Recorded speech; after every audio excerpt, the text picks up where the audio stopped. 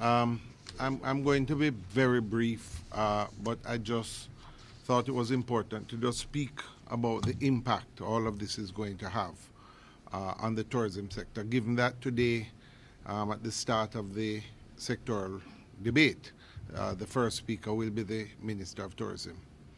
I just put on the record that if you look at our post-war economics, the main pillars of our economy were bauxite, banana, sugar, and tourism. And of those, the one that has really stayed and thrived is tourism today. It is the one sector that is growing every year. Everyone agrees that it is the engine of growth, or a major engine of growth of our Jamaican economy. And it is important because, as both sides of the House have agreed to, both the Prime Minister and the Leader of the Opposition have both indicated that for growth in our economy, we have to look at the small sectors, how we're going to grow those small sectors. And in tourism, you have a lot of small players, the small hotels, the small owners, the linkages, all of them who depend on tourism. The real problem that we have been facing in tourism over the last year and the last two budgets is that they've just been suffering from a series of body blows. Every year you just get blow after blow. Last year we had an increase in electricity. This year you get another increase in electricity. Last year you get an increase in gas taxes. You get another one again this year. The increase this year on the tax on health insurance, the taking away of the Tourism Enhancement Fund from the tourism sector. And of course, this final blow with the property taxes is just showing a sort of an inconsiderate position towards such an important sector.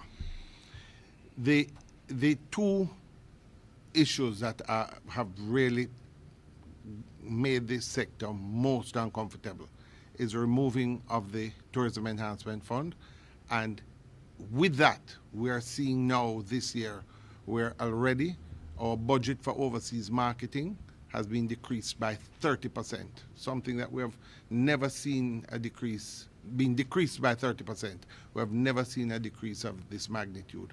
And secondly, with what is happening with the Tourism Enhancement Fund, all those projects and initiatives we had to open up Jamaica, to do projects so that your visitors can come outside of the hotel and enjoy Jamaica and spend outside of the hotel, are going to decrease.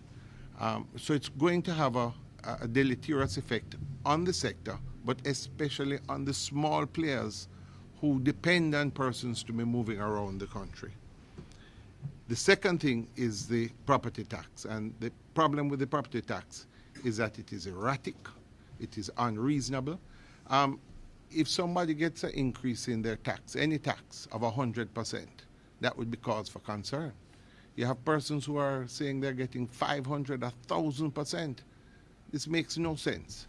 And these things that are issues that the sector is crying out about and is going to have a very negative effect on the industry. So from our perspective, we're calling on the government, number one, in terms of the Tourism Enhancement Fund. When the minister speaks today, he is speaking as the minister who will be presiding over the demise of the Tourism Enhancement Fund, something so important that so many stakeholders and certainly our administration fought so hard to put in place. And secondly, in terms of the property taxes, as the spokesperson and the leader opposition said, they have to go back and look at it, do the sensitivity studies, look and see how it affects people. If their compliance rates are already so low, how do they expect by just increasing it that they're going to collect even more?